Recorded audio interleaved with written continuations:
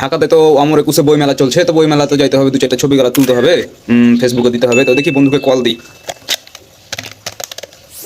Bachelor থাকি রে ভাই, রান্না বান্না করতে হবে, থাই বাসন মাজতে হবে, দেখি কাম খানটা সেরে লিখে ভোগ করে কেটে ফোন দিয়ে দিলে। হ্যালো, কেটা বন্ধু?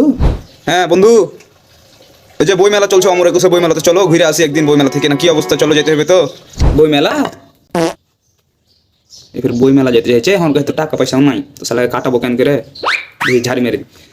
হাবে চোদনার বাটা, তুই কতবার একবার পাঠকের বাটা পাঠক হয়ে গেছিস। হাই স্কুলে থাকতে একটা দুটো তাহলে 8টা 10টা সাবজেক্টে ফেল করতি, এখন নাহলে আলাদা ভার্সিটিতে ভর্তি হয়েছিস, তাহলে এখন কই তারিখ করে ফেল করছিস না করছিস। তো এগুলা না কহে কহ যে বই মেলা যাবো, দু চারটে ছবি গালা তুলবো, একটা রিলস গালা বানাবো, তখন ফেসবুক আপলোড দিব, বান্ধবীকে দেখাইতে হবে, মাল গালা পটাইতে হবে। এই ধান্দা আমি এটা তো বুঝি ভালো করি না, কি করছিস তুই?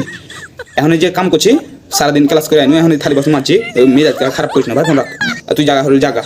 আমি তো বুঝতে পারছি সালা কিপটার টাকা পয়সা নাই, দেখি টাকা লোভ দিয়ে দেখি তো। আবে এরকম করে অপমান করে না কয়ে ভালো করে কই দিতে পারবি না তো? কি আহে টাকা পয়সা কোনো ব্যাপার হলো? টাকা পয়সা যা লাগে সব আমি দিব, চবার। হ্যাঁ ও তুই বই মেলার কথা কইছিলি, ও আমি কি নাকি মনে করে চল চল চল বাড়া, এখনই যেতে হবে। হ্যাঁ রান্না বান্না। গাড়ি স্টার্ট কর।